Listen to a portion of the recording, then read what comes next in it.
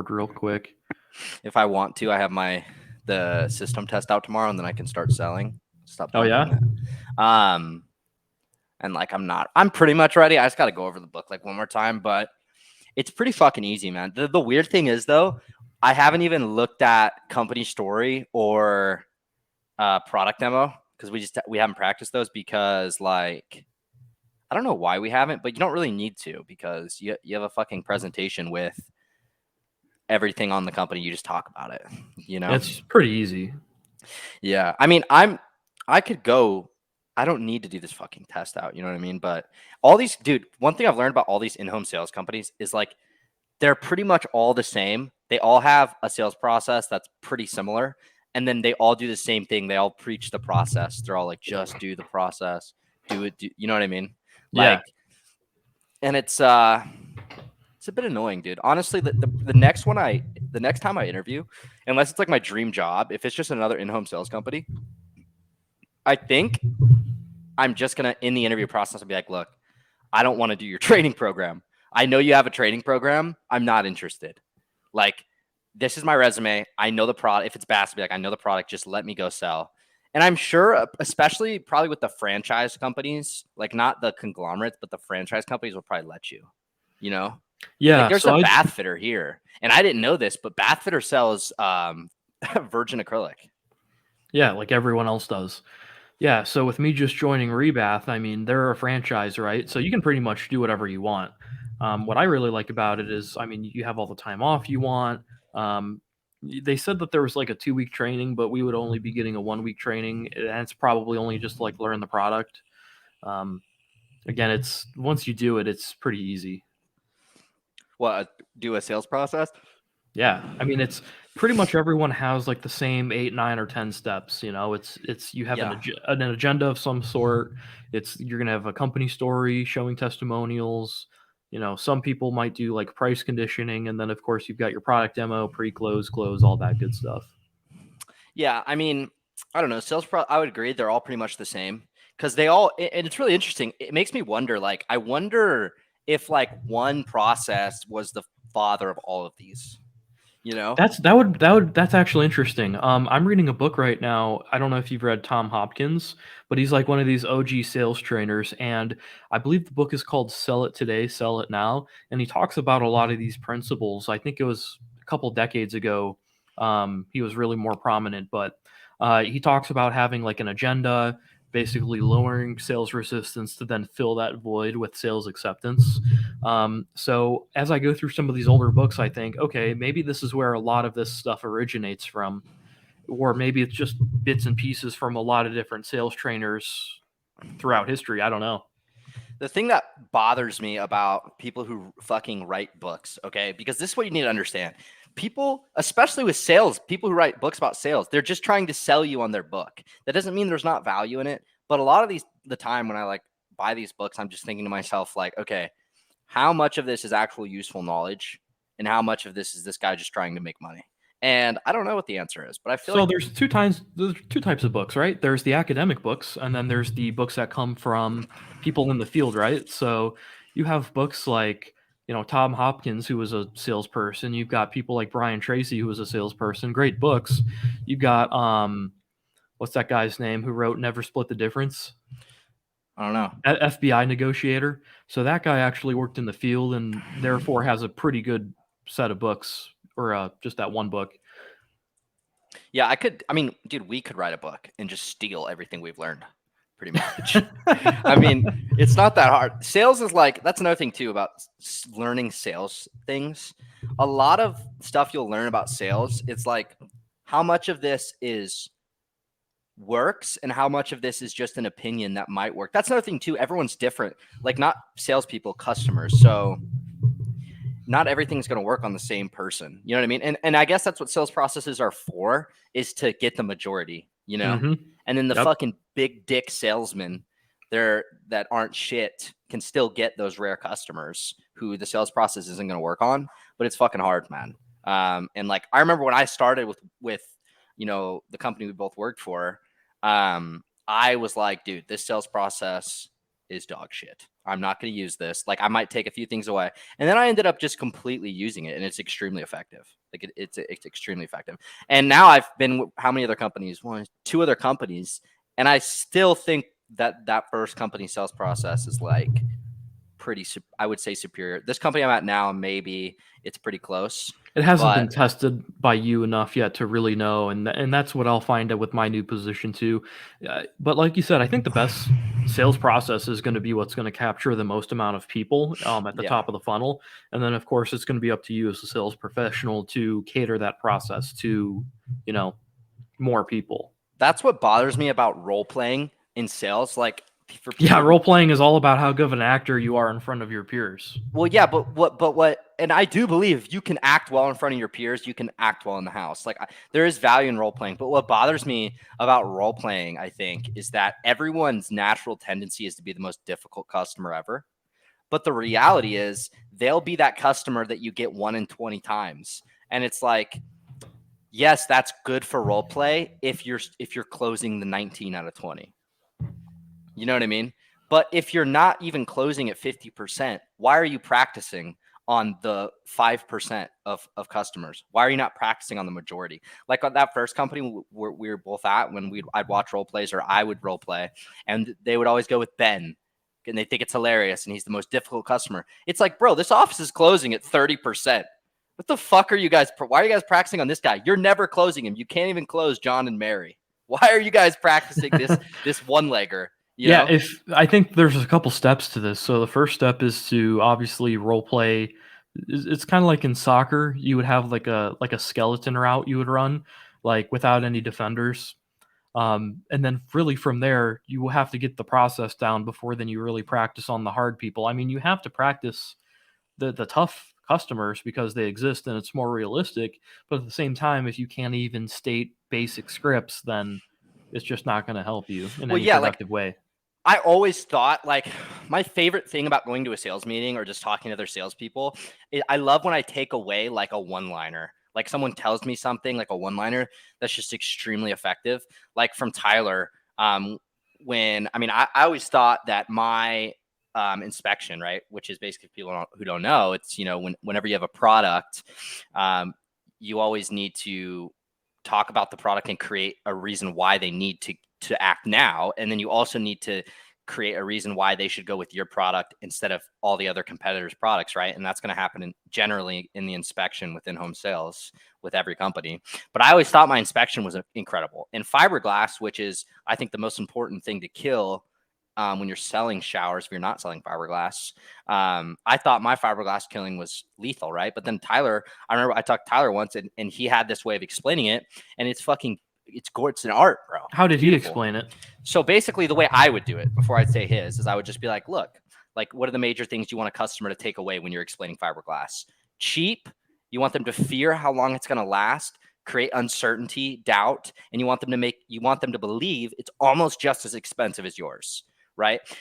People will teach you to not do that last part, but I think most of the customers I sell believe fiberglass costs 10 to 12,000, which it can cost that, but you could also get it for 7, like you could get it maybe for 6, but they're not going to fucking know that. With inflation, who knows? Yeah. And so that's what I would get across. I would get those things across. But one thing I wasn't doing, and it's a very small change, me and Tyler are very similar in how we explain it, but the way I would explain it, I would go, look, fiberglass, it's going to be your cheapest option. Okay. They're going to come in here. They're going to put it together. Usually 3 to 5 days. It costs about $10,000 to $12,000. You're not going to get any warranties on it. Generally, it lasts, 5 to 10 years before you get a crack and you need to replace it, blah, blah, blah. The way Tyler would do it, and this is the way I do it too now, is Tyler goes, look, fiberglass, it's going to be your cheapest option. Okay. You're going to go with a general contractor. They're going to go to Lowe's. They're going to buy it in a kit. Okay. Comes in a 4-piece kit. The kit's not waterproof. It just snaps together, honestly. So you're immediately going to start getting mold. And really from there, it's all the same. But the difference is the 4-piece kit thing. People really, that connects with people more than just saying fiberglass, cheap, not long-term. You want them to come to that conclusion themselves. So when you say 4-piece kit, the kit's not waterproof. The kit, you just want them to think kit. That sounds cheap. Why do you think kits have that effect on people psychologically? Because like kit is something you hear when it's like a do-it-yourself thing. Like get this kit, get this oil change kit, get this, you know what I mean? Like get this repair kit. It's like a do-it-yourself thing. And you're planting that seed when you say your contractor is going to go to Lowe's and buy a 4-piece kit. So it sounds like it's something that's designed for you to just do, but you're paying someone out the ass to just do it for you. And it's not even a permanent solution. And it's better because instead of telling someone something, you want them to think about what you're saying and come to the conclusion themselves. And one thing I struggle with, I'm very aggressive in the house. I tell people over and over again, I just try to beat it into them, but it's way more effective to do it sophisticated, to make them agree with you because they thought it, right? It was their idea. And Allow for them to come up with the idea. Yeah, and it's tonality and like words that you use and syntax that can do that. And just that small change, 4-piece kit, it's a kit. The kit's not waterproof. That can really change the direction of the appointment. And if you don't kill fiberglass, you're just begging them to buy is what you're doing. Like you didn't earn the sale. Like what did I hear Friday? I think my sales manager said they bought it, you didn't sell it, right? So if you didn't kill fiberglass, they bought it, but you didn't sell your product. Like if you closed at the end, they bought it, but you didn't sell it.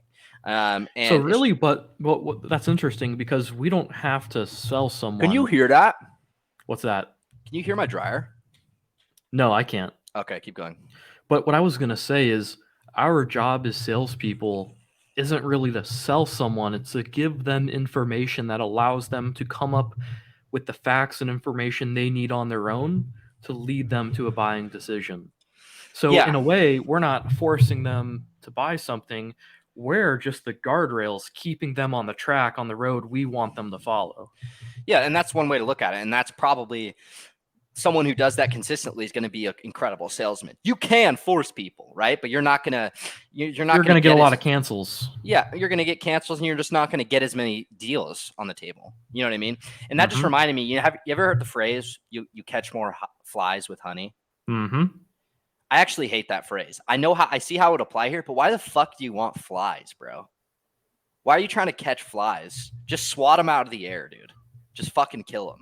And that's how I go. That's how I go into my appointments. And that's good sometimes, right? And that's probably most Maybe guys, they could have, instead of flies, they could have said like butterflies. Yeah, or bitches. You get more bitches with honey. But that's something you want to get, right? You don't want fucking flies.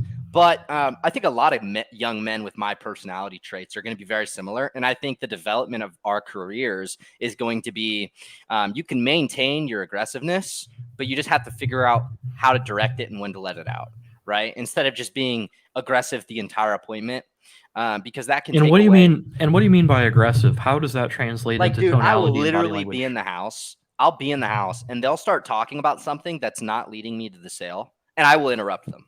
I will get them to where I need them to go. And sometimes that's not good, right? A lot of people are afraid to do that too. Well, yeah, but I'm not. I probably do it too much, or I definitely do it too much. Yeah, I mean, there's a balance, right? I've been in appointments where the salesperson just completely lost control of the appointment because they don't know how to like politely get things back on track. Well, and that's just because I don't think people who struggle to get things on track, I think it's because they don't have a good personality for sales. Like you can teach someone how to get things back on track, but for the most part, I think it should come naturally to a gifted salesperson, right? Because it's just a personality thing. If you're afraid to be like, well, hold on one second, let's just get back to what we were talking about real quick and we'll cover that again. You're going to have a rough time, dude. You're going to have a rough first year. Like it's just, you need to have that level of aggressiveness and confidence in the fact that like you're the expert, you're running this appointment and you're here to help them. And what they're talking about, it's not going to help them. Like they're about to lose track of what's important, which is whatever you were just talking about before they started telling you about how blah, blah, blah, blah, blah. Right. Yeah. And you can't really progress through the system and the process if you're not able to take control in the first place. So a lot of new salespeople struggle with that. They just don't know how to take control or have the confidence. I remember, my first sales coach, told me, Chad, the first thing you have to do is just not give a crap. Because once you get past people and what they think about you, now you're able to do whatever you need to do in order to progress the sale forward. So, I mean, how do you think people, especially when they're new, can, especially if they've never done sales before, kind of overcome that fear? That's a hard question because not caring, I care what people think. You know what I mean? Like caring what other people think I do is too. it's I human just nature. We're yeah. pack animals, right? Survival used to be based off if you could make friends. It's part of our DNA. I think it's a better way of looking at it is how can you mask that?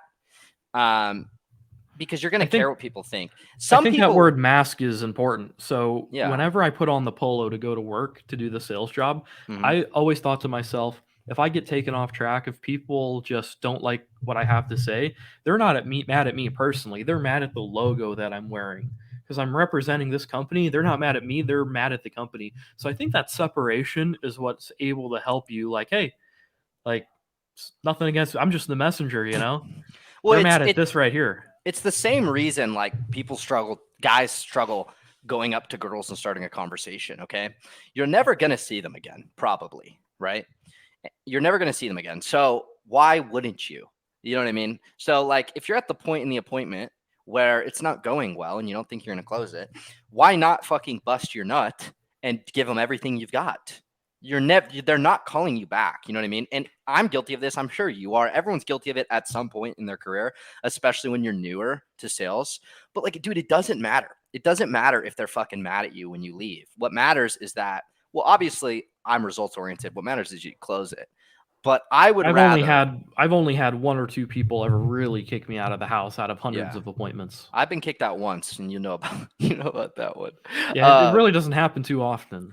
Yeah, it doesn't, and people will talk about it like it does, and I don't. I mean, if it does for them, I think they just suck because most people are not. Most people are respectful, and they're not going to kick you out. You might get rushed, but no one can truly really rush you. You can just kind of ignore it, anyways.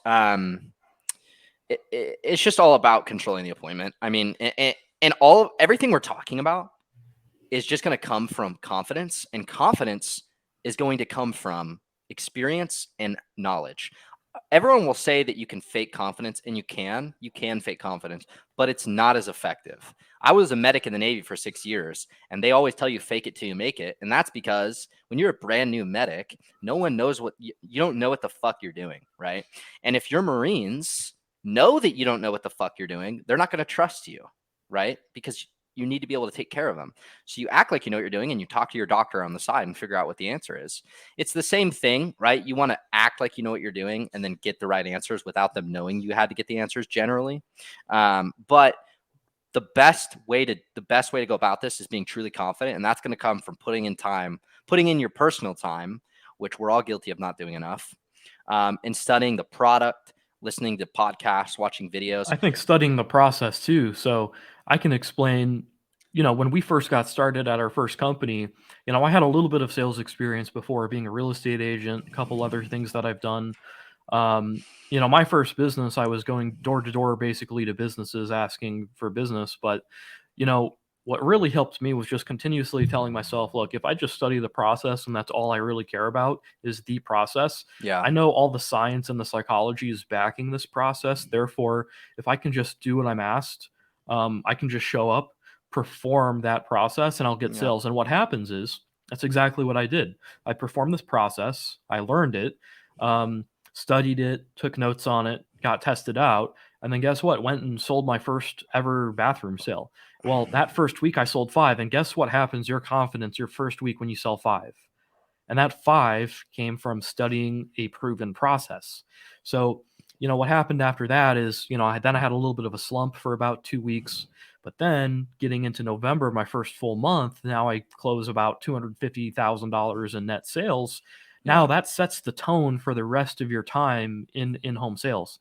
So the more work you can put up front, the faster it's going to build your confidence and the more momentum you're going to have moving forward. So if you've never sold anything before, you have to find the right process, become a student to that process, trust in the process, and then if you really do what you're supposed to and study it and go out and implement that, the confidence will come. Yeah, I mean, dude, all these sales processes are almost identical, right? And it's the same thing, and people might doubt them, and people might think it sounds like a pseudoscience or opinion-based, thinking. But really, I I mean, never before our first job at this in-home sales company, I never thought I could just say magic words and change how other people think.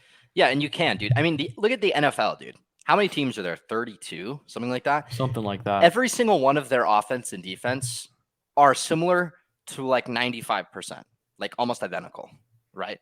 That's because there's a way, there is a method that is best in almost everything, right? People in sales, especially in sales, people are going to be like, this is better than that, this is better than that. And it's hard to figure out what's true, but in reality, It's kind of like chess, Ethan. There's a closed game that you play, yeah, and there's only so many moves. Now the combinations of moves is a humongous number, obviously, but there's parameters in which you play the game. Mm-hmm. Therefore, it's every sale, like Jordan Belfort says, is the same.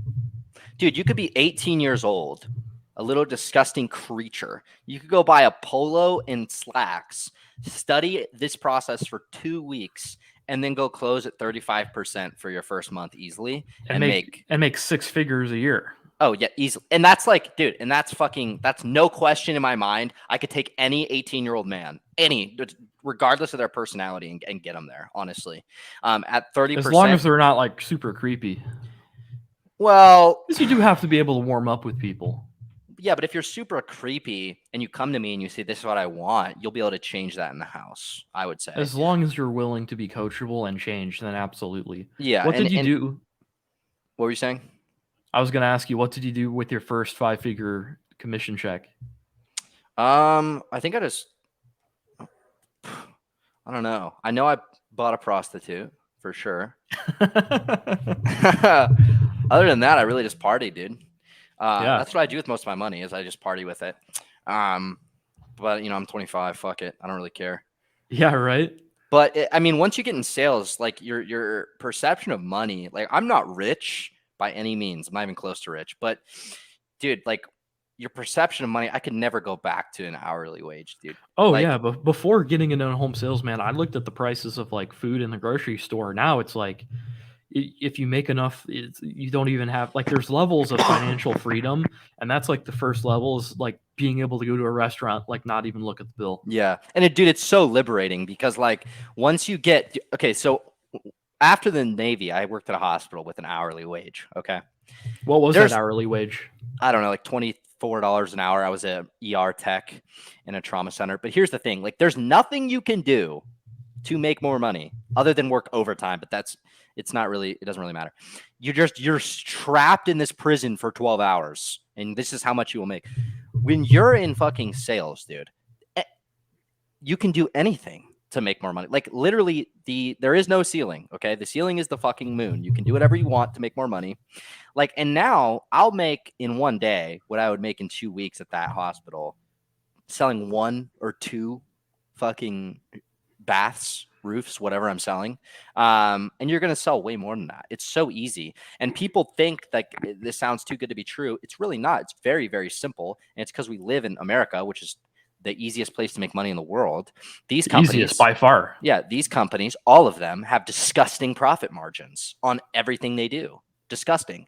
And they can't make money without you going to the house. So they offer you a competitive commission, which is usually 10% of the project, which is usually like 15 grand, dude. It's that easy. 1 in 5 customers are buying no matter what. It doesn't matter who you are. So you do the math on your calculator, how many appointments you would need if you're the worst salesman Well, just ever. think, right? Let's just say like you have an average sale price of $15,000. You get paid 10%, which is pretty standard in this industry. $1,500, and like you said, if you sell 1 in 5 or 20%, which is pretty atrocious. Well, let's just say you're closing 20%.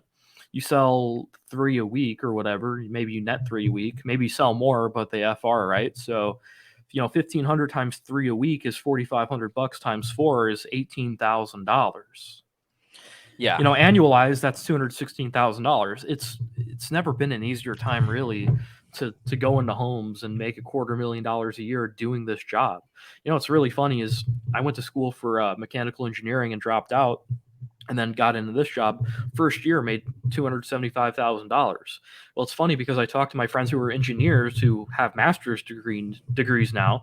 They've been working that much. Yeah, they've been working in the industry for like 5-6 years, and they like just hit six figures. Bro, they'll Um, never ever in their career make 275, I would say. Never. unless you're working for like a maybe like a Google or like a Facebook, but even that is it's not, that's more like IT, or that's more like software at that point, software engineering. But obviously, you can make a lot of money at Google. But like for the average person who goes to a state school to study engineering because their parents told them, "Oh, it's a great degree and you'll make a lot of money," Yeah. I mean, you'll make a decent wage, I guess. But if you really want to like taste what it's like to be free, like you have to make, especially right now in 2023, over $200,000 a year. Oh yeah, and dude, I would say in-home sales is probably the best career you could ever do. I mean, or sales in general. In-home, I wouldn't specify, but in-home sales is so easy. Well, because there's a lot of sales trainers out there, right? Like you have your Grant Cardones, your Jordan Belforts, and those are all great. But there's a lot of people like these sales gurus who don't like niche down to specifically like what do you mean when you say sales? Like car sales, like real estate? Because I did the real estate agent thing. That's sales. But guess what? You have to go get your own leads. You have to do all that. If you find the right company, and not every in-home sales company will provide you high quality leads, but a lot of them will. And those are the companies you want to work for, because if you're given high quality leads and your only job is to close, like your life just got a whole lot easier. Yeah, I'll never work for a company that doesn't do internet or TV leads. I'll just never do it. Like canvassing leads are generally shit. I They can, just left a company that, yeah. you really have to door knock to get good leads. Canvassing, by the way, for people who don't know, is like when the company sends people other than yourself. Usually, I mean, you could be the one who does it, but people door to door. And hey, are you interested in this? If they say yes, okay, Yeah, we'll give door you a call. knockers. Yeah, and the reason that's not as good for people who don't know is because the person didn't show interest first. So someone who calls in from seeing a TV ad has shown interest, right? They called you out for a reason. Someone who knocks on a door and gets someone to say, I mean, maybe I'd be interested. Usually, there's a lot less desire there, and the numbers will show it. I mean, if you look at canvassing versus TV closing rates, it's going to be vastly different. So you as a salesman would rather work with better leads, right? And you'll hear this everywhere you go. Leads are the most talked about thing in the industry.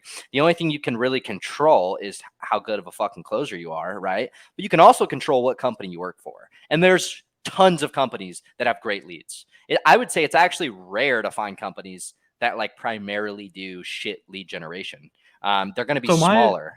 I can say like my biggest problem with the company I was just at selling solar, and I don't know if it's just the age of the industry right now, but solar sales really relies on you door knocking. And if you were to rely on, other people to door knock for you, the problem then becomes, well, now those door knockers aren't setting the right expectations with the homeowners. They weren't really interested to begin with. So it just becomes a second set of variables Well, that yeah, because the makes your door job knockers harder. get paid. They get paid to book that appointment. Yeah, regardless. Yeah, so obviously, So the incentives aren't lining up. yeah, and it's tough. It's just you don't want to work for canvassing leads. I mean, if you have to, you'll still make more money than most people make. Yeah, in if you America. like to knock on doors and you like that kind of route in sales, you can do it. Yeah, But really, what we want to focus on within Home Secrets is going to be more like once you can get in the door, how do you close that lead? yeah, and there's so like I was saying, dude. It's so easy to get a job doing this. I mean, I literally quit, like we talked about earlier. I quit the company I was working for a couple weeks ago, and that same day, literally 2 hours later, I had a different job making the same or more money.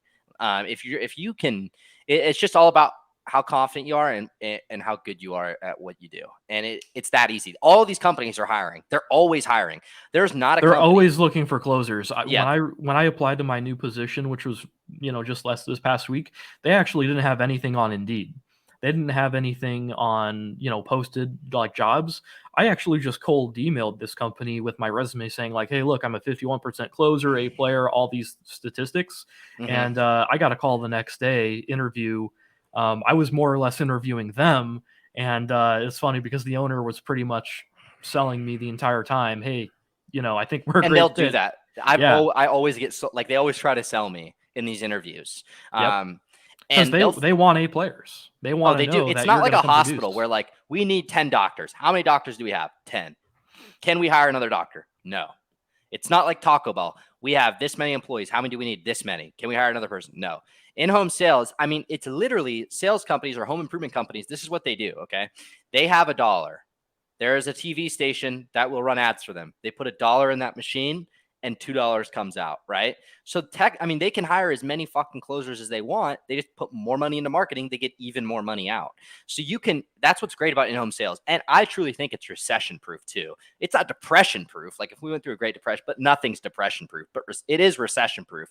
If you're Well, a closer, in terms of job security, a lot of people are afraid to get into sales because of, job security. well, But your yeah, job security is a lot greater actually when you're good and you follow a process than if you work a W-2 job. How many people do you know are like engineers or they're, accountants? I mean, those are good professions, but the truth is, if you can sell, not only can you go anywhere, get hired by anyone, but you can choose your own income. yeah, and like if you're good at it, if you're specifically good at it, because look, sales is not. I should specify. In a bad recession, salesmen will get laid off, but not the good ones. But the best ones will stay Yeah, because yeah, sales is the top line revenue maker for companies. So a business, when they're going through tough times, what are they going to start cutting? They're going to start cutting marketing first. They're going to start cutting, HR, people who don't really produce anything. They're just, they just sit in an office, do nothing, and, fire people for reasons that are unsubstantiated, right? Well, a lot And of then, these jobs also are pointless, dude. oh A lot yeah, of these pointless jobs, jobs. when you Paper pushers. ask yourself right now as an employee, how much money do I make the company? Okay, because a lot of Yeah, you, you're the top line guy being in sales. yeah, a lot of you don't make your company a lot of money. And look at tech right now; they've laid off hundreds of thousands of people in 12 months because a lot of these employees, they're not that valuable in sales. That's what's cool about sales. If you're a fucking closer, right, you can literally, if you are the top guy, you're like a princess, bro. They fucking love you. And and this is what's different about when I worked in the ER, I was a good employee, but I didn't know quantifiably what that meant. I didn't know how valuable I was. Yeah, Working right. for What a did they sales do for company. you? What did they do for you? Throw you a pizza party when you were good? What Yeah, happens when you're exactly. good in sales? You get like bonuses in the 5-figure range. Exactly. Exactly. And you know what you make the company. I mean, with the first company we worked for, I made good business. We'll talk good business, like $700,000 for them. That's not all profit, but 700K revenue, I think, in 3 months, right? As just a one guy. I know quantifiably how valuable I am to that company. You know what I mean? Pretty Mhm. valuable. So that's why I'm saying it's recession proof, because in a recession, people still need roofs. People still need showers. Are people going to buy less? Yes, they are. But if you close at 59%, right, and you're in a recession, let's say it's a bad recession, you go down to 35%, you're still making more than 96% of America, 97% of America. It's just so easy, dude. And So you'll see that. a lot of people say like, "Well, what if I'm not good? Then the benefits don't really apply to me." Then get good. So how do you get good? Yeah, you study, you learn from other people. That's the most I've ever learned in sales is not from a book. Well, you need a book and you need a process to be able to understand what people are talking about. But the most you're ever going to learn, the most valuable stuff you're going to learn are from closers, like who are telling you things that aren't Having a in the book. mentor, having a coach. Exactly. And you need People that. that have seen it and done it before. Yeah, but once it's so easy, and that's why when you work for one of these companies, you'll see there are 60-year-olds working for the company, and because those 60-year-olds are making more than 60% of doctors, dude.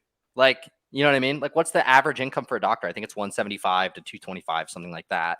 Yeah, I remember I sold a guy like I believe it was like 3 showers on like 3 different appointments. He just kept coming back for more and more of our product. Those are the And best, bro. yeah, I mean, $200,000-300,000 is what a lot of these physicians will make. And I mean, guess what? Like that's what we made our first year. So And it's sales, dude, sales is so good for young men, especially young men. oh, if you're in your early 20s, I don't know why you would do anything else. Well, because dude, you come in, you do this for 3, 4 years, make 800 to a million, I would say, in 3, 4 years, maybe a little less, depending, maybe a wider range, 500 to a million, right? Mhm. And then if you're good, dude, the vertical progression, you can become a sales manager, you become a general manager, you can become a regional manager. All these people make whatever amount of money you think they make, it's more than that.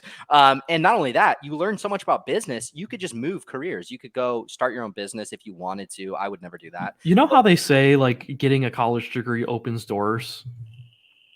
Like like, so you go into debt, right, to get this degree, and then it opens the door to what, like a W-2 job that pays not even 100K. What is going to open so many doors is the skills that you learn from just selling. Yeah. Because even if you're not a top performer, like even if you're like in the Yeah. middle, it's going to make you a better person. Number one. Number two, you'll be able to like talk to people. You won't be Hmm. so socially awkward anymore, right? Yep. Number three, of course, you still make more than most of the population. So, if you do that for a couple of years, like, you said, Ethan, I mean, if you want to get into management, you can. If you want to go start your own company, build your own sales team, you can. Yep. You could Or just you be can low. hop.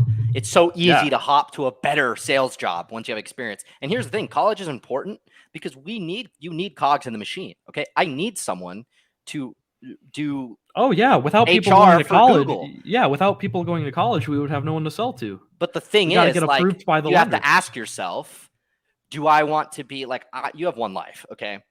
You need this slave labor that people do for us in America where they work these jobs for 20 bucks an hour, 15 bucks an hour, 25. We need them to exist so that infrastructure exists. Okay. Do Hmm. you want to be that person?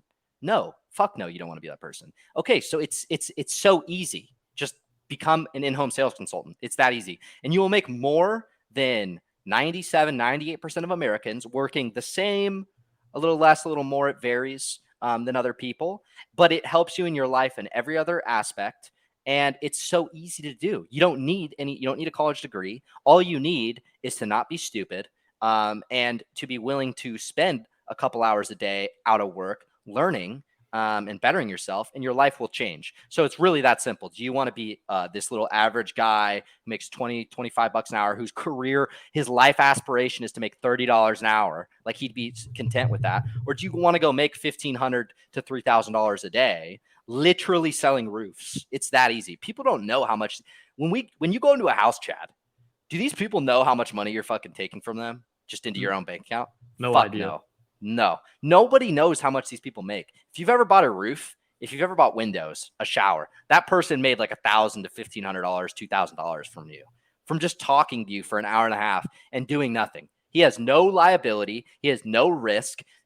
His only risk is his time. I'm gonna go spend 2 hours talking to this person, right? So And but go ahead. if he sells you, he gets 10% of that, maybe more. And then with bonuses, it's even more than that.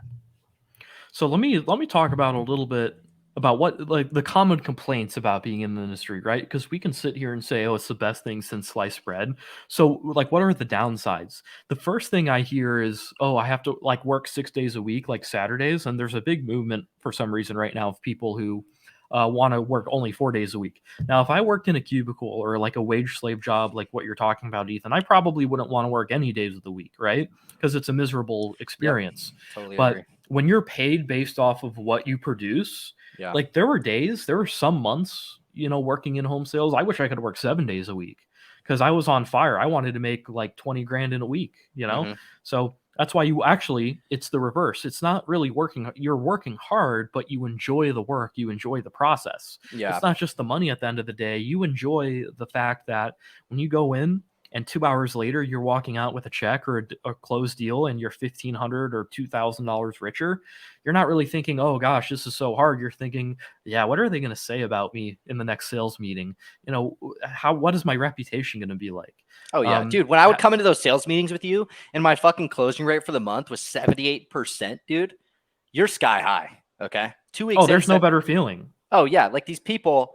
Sales is just, it's better than whatever you're doing right now. I guarantee it. You could be a family med physician, and it's better than what you're doing right now. Family med So physicians make like 120,000 a year, dude. So, in my honest opinion, I don't think that the time, if you're really enjoying what you do, really matters at all. Now, sometimes also people complain about the driving, right? Like you've got 3 appointments and each appointment is like 45 minutes away from each other. Yeah. Yeah, before I got into this business, and I still do this, I watch like a lot of YouTube and podcasts. I saw that the starting salary of this first company we worked at was pretty good. I'm like, you know what? If this doesn't work out, I'm pretty much just getting paid to drive around to each of these appointments. So it doesn't really matter, right? Yeah. So I'm just like, all right, well, I don't care how far apart the appointments are. I'm just going to listen. I'm going to do what I'm already doing, but just do it in the car, listening to podcasts and YouTube videos. Well, that's perfectly fine with me. If people aren't afraid to drive an hour away to go make $2,000, I mean, I don't know what to tell them.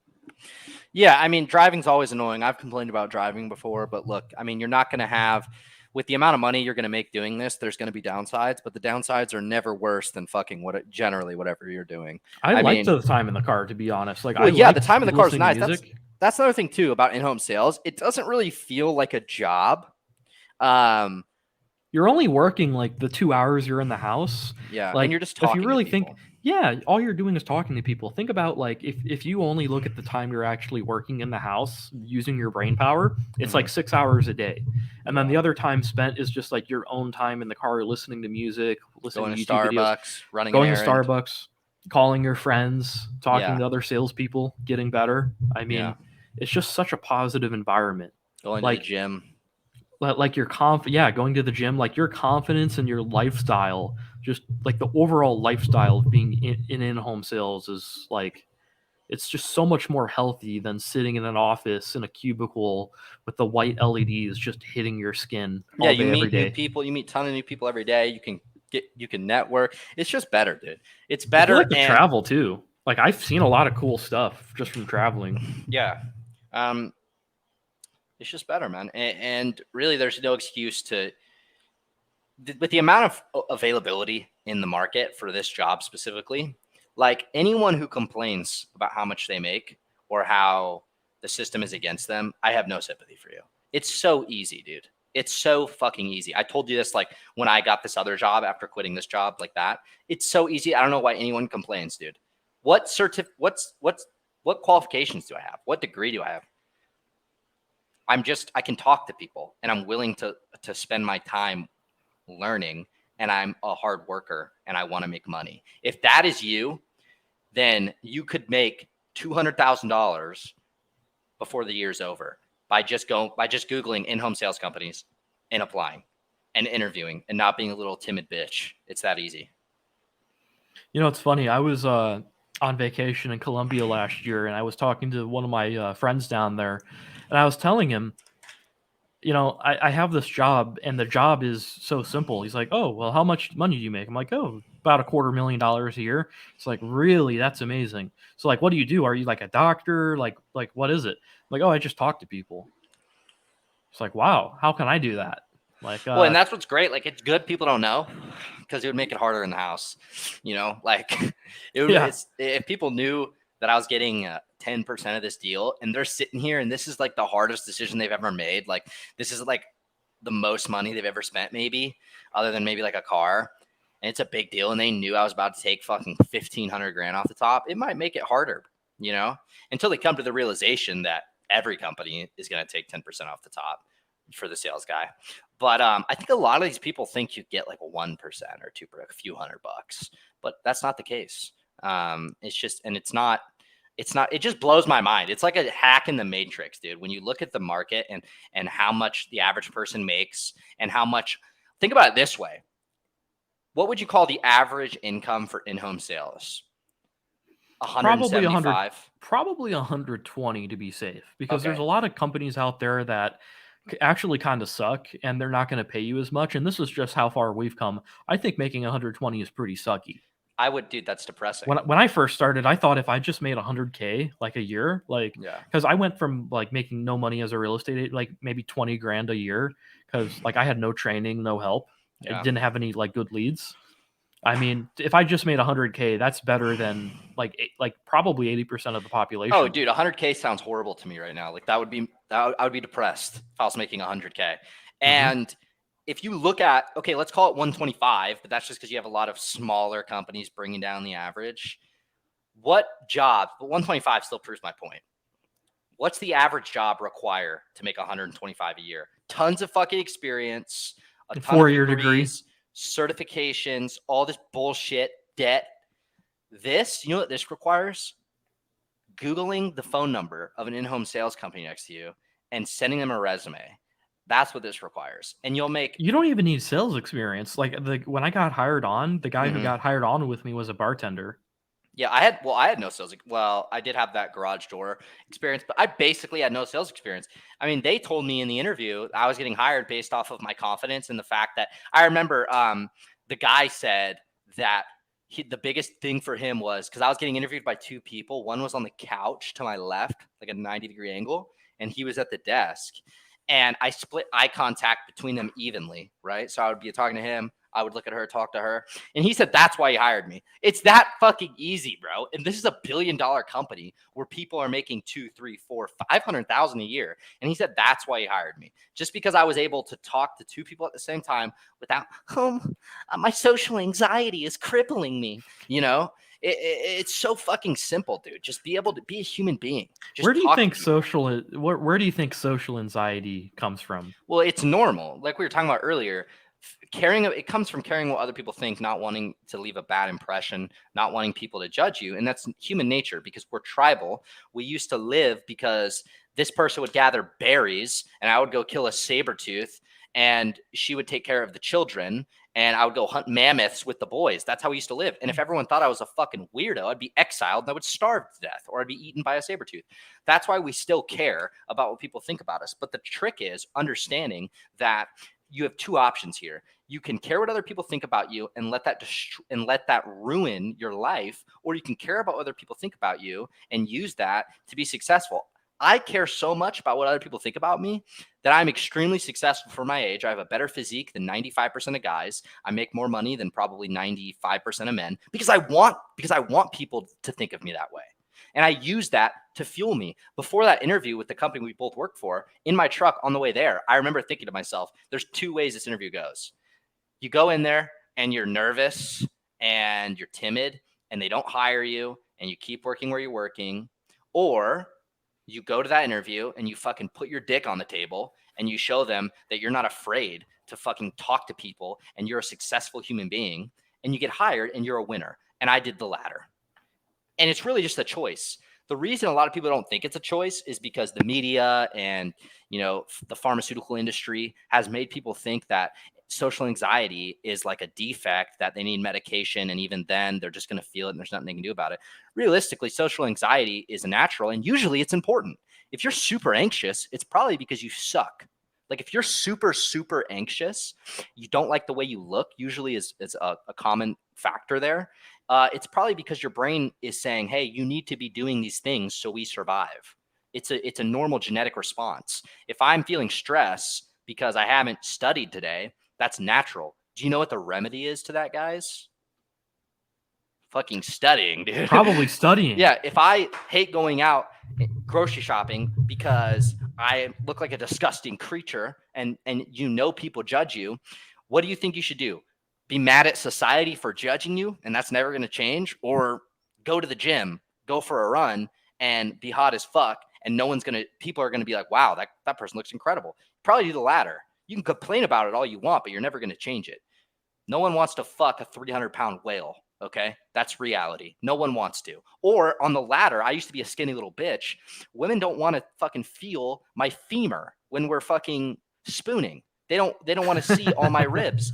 That's reality. You can complain about it and complain about how blah, blah, blah, or you can go to the gym. It's just really, this all ties into sales.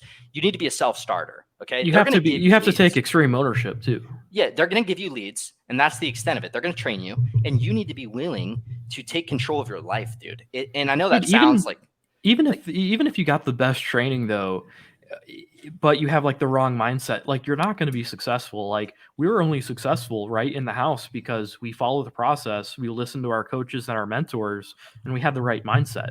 And like you can be given good leads too, and I've seen a lot of good leads blown on really shitty salespeople because they just weren't doing those things. Well, the first step to this whole thing, if you're watching this and you're like, I want to do this with my life, the first step is not the first step is realizing that, okay, do I look at myself as a victim of circumstance? And if the answer to that question is yes, changing that. Because if you look at yourself as a victim of what has happened to you, you're never going to be successful in anything you do. You're going to be a mid-tier fucking cog in the machine your whole life until you realize maybe the reason when I download Tinder, the only thing that swipes right on me is fucking fat bitches is because I'm ugly. And how do I change that? I get physically fit. Or maybe the reason I don't make a lot of money is because I'm fucking lazy. Or you just have to swipe in another country. That's true. Third world country, yeah. But the reality is, people say this all the time, internet celebrities or blah blah blah. Take control of your life. It's literally true. It is true. That's probably one of the most truest things they ever say is take control of your life, because it is true. You live in America. It's so easy. And when you take control, like in sales, what that translates to is like, are you going through your sales manual? Are you reading it? Are you actually like calling other people in your office to study and practice? Like, are you actually putting in the work? Well, and for most of you guys, it doesn't matter. For most of you guys, it only gets better from here, okay? Because most people, I would say my age, maybe not my age, because a lot of people start figuring their life out in their mid-20s, I would say to late 20s. But like 18 to 25-year-olds, 15 to 25-year-olds, a lot of them, dude, like all you have to do is just say, I've had enough, okay? I'm tired of being average. I know, you guys know Andrew Tate. Everyone knows him. I remember every time I see an Andrew Tate video and he's smoking a fucking $300 cigar, he's got 2 Ukrainian bitches, he's on his way to his fucking yacht, I get pissed off. I'm mad, okay? And I'm not mad because I'm a feminist. Fuck that. I'm mad because that's not me. That's why I'm fucking mad. And that could be you. You could be Andrew Tate. You could be a millionaire. You could have beautiful 18-year-old Ukrainian women all around you. But you have to earn it, dude. But society, we live in a meritocracy. That's what we live in. What are you worth? And if you work at Taco Bell and you go home, you smoke weed, you play video games, you know what you're worth? Not a lot. But you could be you're worth $8 an hour. Yeah, you could be exactly. You're worth $8 an hour, but you could be worth a lot more. And it's really just whatever you want to be worth. That's the answer. And in-home sales gives you that ability, right? Because it's a lot harder to go, it's whatever you want to be. And then you go, I'm going to be a surgeon. And you go take out a ton of debt. You go to a 4-year institution. Then you go to med school. 10 years later, you become a doctor and you go, wow, all I have to do is 8 more years of residency and I really turned my life around, right? Or no one wants to do that, okay? And I'm not fucking doing that. Or you could change your life. The barrier to entry is so low within home sales. Yeah, you can change your life in 2 weeks, dude. Literally 2-3 weeks. You just need the right process and the right mentorship because, dude, like 2 or 3 weeks or like 8 years. Yeah, it's really up to you. It's insane. Yeah, and it's honestly like if I cared enough about other people, I'd be upset about it. But it's up to you, man. It's really, you have all the tools at your disposal. And like Google can teach you everything, dude. You have the internet. People can keep working at Taco Bell. Like I want my Chipotle, you know, my what are those things? Your steak burritos, bro. The steak burritos, yeah. Yeah. Like, go ahead. You don't have to take our advice. You can keep being a brokey. Or you can take extreme ownership and go get educated on this stuff. It takes 2 to 3 weeks. Go get employed, put your resumes out there. There's enough in-home sales companies out there, even if you have no sales experience.